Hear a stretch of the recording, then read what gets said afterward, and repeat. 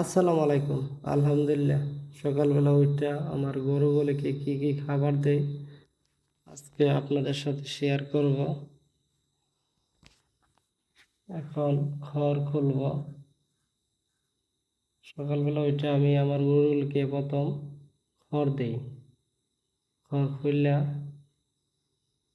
খুলতে অনেক কষ্ট হয়, অনেক চাপায় রাখছি তো খড়গুলা, এর জন্য খুলতে অনেক কষ্ট হয়। খড় খুললা শেষ হয়েছে। এখন আমি পানির সাথে লবণ দিব, তারপর লালি গুড় দিব। লালি গুঁড়ো দেওয়ার পরে এখন পানি আমি ওইখানে নিয়ে যাব আমার গরুর ঘরে।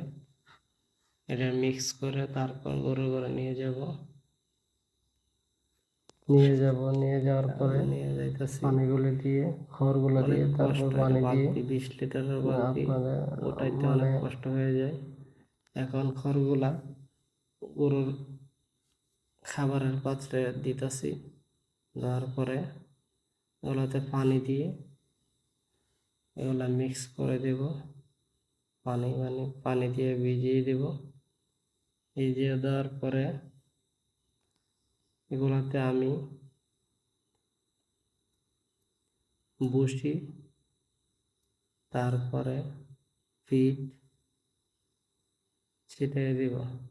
দেখবেন ভুসি ফিড ছিটানো দেখবেন আপনারা।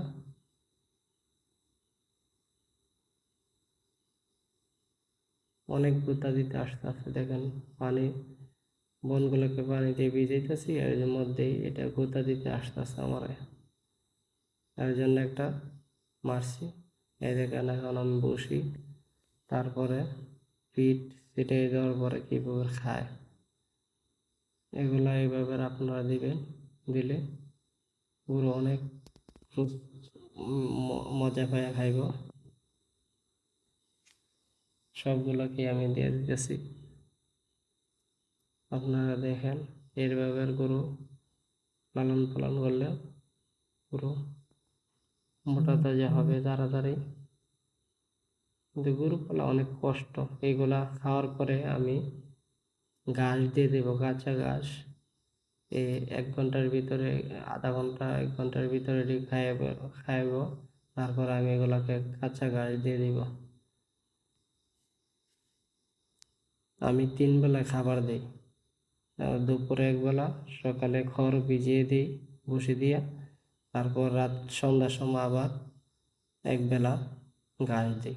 দুপুরে ঘাস দিই, সন্ধ্যার সময় ঘাস দিই, আর সকালবেলা খড় ভিজিয়ে বসিয়ে দিই। এই যে আমার ছোট গরুটা দুধের বাছুররা খড় দিছি, এখন দেখেন খাইতেছে। দুধের বাছুররা খড় দিছি।